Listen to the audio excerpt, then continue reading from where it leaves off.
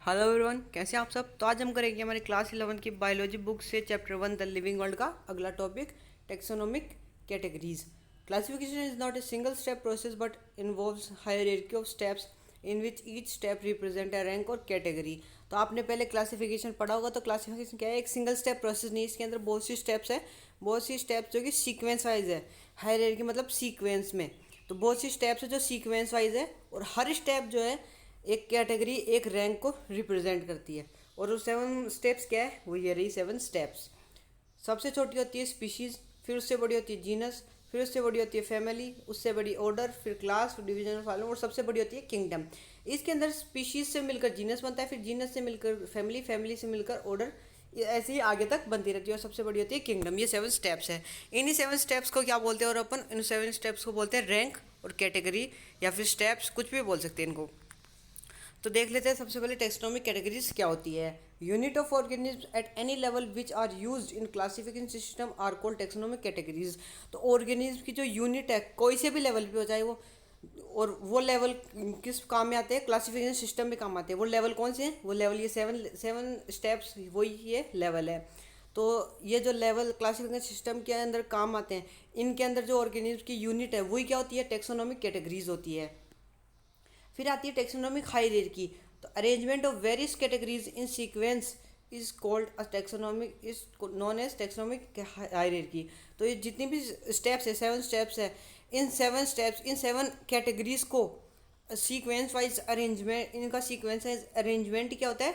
Taxonomic hierarchy होता है। फिर आता है taxon, group of organism made on the basis of easily observable characters.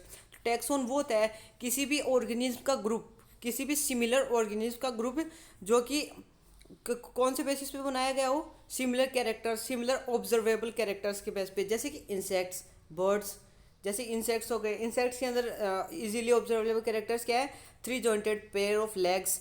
Birds के अंदर इजीली ऑब्जर्वेबल कैरेक्टर क्या है? फ्लाइज, यानी कि ये उड़ते हैं, इनके क्या है? पंख होते हैं। ऑल 7 कैटेगरीज आर, अब वो 7 कैटेगरीज क्या है वो पढ़ते हैं। सबसे पहले पढ़ेंगे सबसे छोटी, जो कि है स्पीशीज़। तो स्पीशीज़ को क्या बोल सकते हैं हम? नेचुरल और फंडामेंटल और लोवेस्ट और स्मॉलेस्ट टेक्सोनोमिक कैटेगरीज। तो स्पीशीज़ जो है सबसे छोटी कैटेगरी है, सबसे लोवेस्ट कैटेगरी है, फंडामेंटल और नेचुरल कैटेगरी है। Group of individual having fundamental similarities, ऐसा ग्रुप, किसी भी इंडिविजुअल का ऐसा ग्रुप जिनके अंदर फंडामेंटल सिमिलरिटीज़ होती है। फंडामेंटल सिमिलरिटीज़ क्या होती है? स्ट्रक्चर और फंक्शंस के बेस पर जो सिमिलरिटीज़ होती है वही होती है fundamental similarities.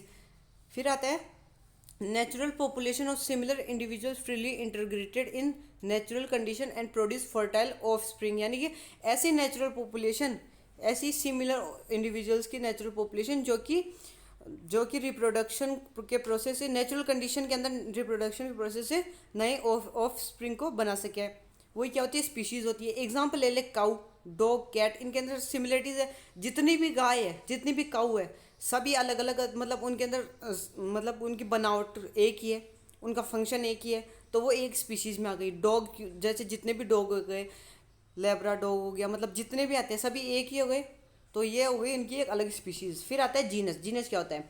Group of, genus क्या है? स्पीशीज़ का, स्पीशीज से बड़ा क्या है? जीनस। तो सिमिलर स्पीशीज से मिलकर जीनस बनता है। ग्रुप ऑफ 2 और more similar species having more similar characters is known as genus, यानी कि ऐसा दो या दो से ज़्यादा सिमिलर स्पीशीज होती है, उनका ग्रुप, एक ग्रुप है जिसके अंदर 2 या 2 से ज़्यादा सिमिलर स्पीशीज़ होती है, जिनके अंदर कुछ ज़्यादा ही सिमिलर कैरेक्टर्स होते हैं। ऐसी स्पीशीज़ जिनके अंदर कुछ ज़्यादा ही सिमिलर कैरेक्टर्स होते हैं, उन्हें जीनस के अंदर रख दिया जाता है। एग्जांपल ले लेते हैं पोटैटो। पोटैटो का साइंटिफिक नेम क्या है? Solanum tuberosum. अब आपने पहले पढ़ा होगा कि साइंटिफिक नेम के अंदर पहला वर्ड जो है जीनस को रिप्रेजेंट करता है, और दूसरा स्पीशीज़ को रिप्रेजेंट करता है, ठीक है। और एक तो ले लिया पोटैटो, और दूसरा ले लिया हमने ब्रिंजल। इसका साइंटिफिक नेम क्या है? सोलेनम मेलोंजिना, ठीक है। अब ये दो स्पीशीज है क्या? ट्यूबरोसम और मेलोंजिना। ये है सिमिलर, इनके अंदर सिमिलर कैटेगरीज थी, इसलिए इनको सेम जीनस में रख दिया। कौन से जीनस में? सोलेनम में। अब एनिमल्स के अंदर एग्जांपल ले ले तो आता है लायन, जिसका साइंटिफिक नेम है पैंथरा लियो। फिर आता है टाइगर, जिसका साइंटिफिक नेम है पैंथरा टिग्रिस। फिर आता है लेपर्ड, जिसका साइंटिफिक नेम है पैंथरा पार्डस। अब इन तीनों के अंदर, ये 3 स्पीशीज है, लियो, टिग्रिस और पार्डस, ये इनके अंदर कुछ ना कुछ सिमिलरिटीज थी, इसलिए इनको सेम जीनस में रख दिया। किसके अंदर? पैंथरा में। अब two types of genus. Genus के कितने होते हैं? दो टाइप होते हैं। पहला होता है मोनोटाइपिक जीनस, दूसरा होता है पॉलीटाइपिक जीनस। तो इनके नाम से आप समझ गए होंगे। पहला आता है मोनोटाइपिक जीनस, इसका क्या होता है? ओनली वन स्पीशीज इंक्लूड, यानी ऐसा जीनस जिसके अंदर केवल एक ही स्पीशीज हो। जैसे कि एग्जांपल हम अपने ह्यूमंस का ही ले लो, होमो सेपियन, जिसके अंदर केवल एक ही स्पीशीज आती है इंसानों की। फिर दूसरा आता है पॉलीटाइपिक, ये क्या होता है? More than one species present, जिसके अंदर एक से ज़्यादा स्पीशीज प्रेजेंट हो। और इसका एग्जाम्पल अपने पहले देख चुका, लायन, टाइगर, लेपर्ड, ये एग्जाम्पल अपने पहले देख चुके हैं। फिर आता है थर्ड नंबर पे पता है फैमिली। फैमिली क्या होता है? फैमिली क्या है? जीनस से बड़ी कैटेगरी है। तो ग्रुप ऑफ टू और more similar genus having more similar characters, यानी ऐसा दो या दो से ज़्यादा सिमिलर जीनस जिनके अंदर कुछ ज़्यादा ही सिमिलर कैरेक्टर्स हो, उनको फैमिली में रख दिया जाता है। एग्जाम्पल ले लेते हैं एट्रोपा, पिटूनिया और सोलेनम। ये क्या है? तीन सिमिलर क्या है? जीनस है। इनके अंदर बहुत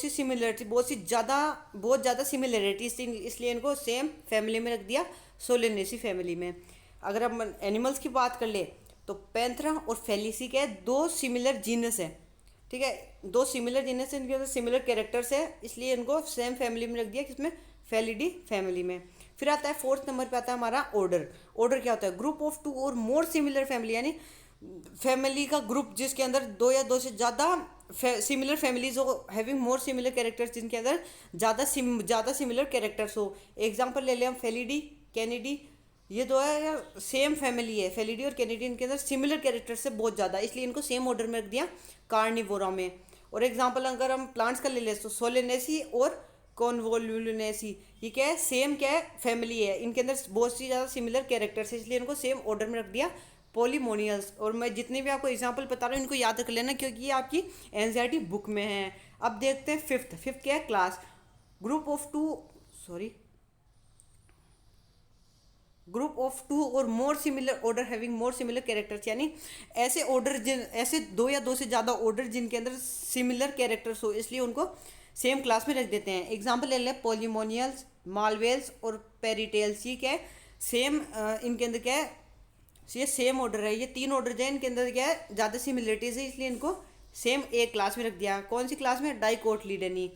फिर आता है, अगर हम एक एनिमल्स का एग्जाम्पल ले लें तो कार्निवोरा और प्रीमेटा।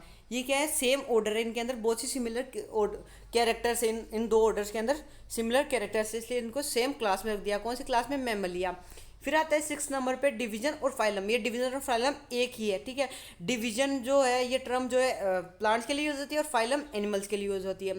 तो group of related classes having more similar characters, यानी ऐसी क्लासेस का ग्रुप जो कि रिलेटेड हो, आपस में सिमिलर हो और इनके अंदर सेम सिमिलर कैरेक्टर्स हो, ठीक है।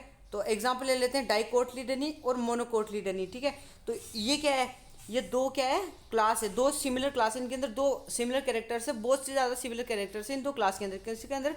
डाइकोटिलीडनी और मोनोकोटिलीडनी। इसके लिए इनको सेम डिवीजन के अंदर रख दिया। किसके अंदर? स्पर्मेटोफाइटा, ठीक है। ये प्लांट्स के लिए इसलिए डिवीजन आ गया। अब देखते हैं फिशेज, एम्फीबिया, रेप्टिलिया, एवीज और मैमलिया। ये क्या है?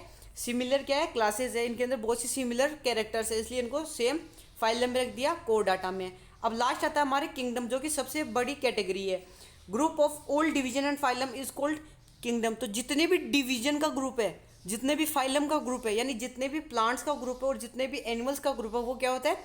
किंगडम होता है। इसके दो टाइप्स होते हैं, एक प्लांट है और एक एनिमलिया। तो जितने भी प्लांट्स है, ठीक है, समझ लो, जितने भी प्लांट्स की कैटेगरीज में आते हैं वो सारे आते हैं प्लांट किंगडम में आ जाते हैं। तो एग्जांपल ले ले algae, Bryophyllum, pteridophytes, gymnosperm, angiosperm. ये जितने भी प्लांट्स की कैटेगरीज है, जितने भी ये डिवीजन की कैटेगरीज है, ये सभी क्या है? प्लांट किंगडम में आ जाती है। फिर आता है एनिमलिया किंगडम। इसके अंदर आ जाता है कोरडाटा और नॉन कोरडाटा, यानी जितने भी एनिमल्स आ जाते हैं, ठीक है, जितने भी एनिमल्स है, जितने भी फाइलम ग्रुप में जितने भी एनिमल्स है, वो एनिमलिया किंगडम में आ जाते हैं। ये हो गई अपनी 7 कैटेगरीज। तो कैसा लगा? अगर आपको समझ में आए हो तो वीडियो को लाइक करना और इसको ज़्यादा से ज़्यादा शेयर करना, ताकि आपके दोस्त जो है वो भी इसको देखे और समझे। चलिए मिलते हैं अगले वीडियो में।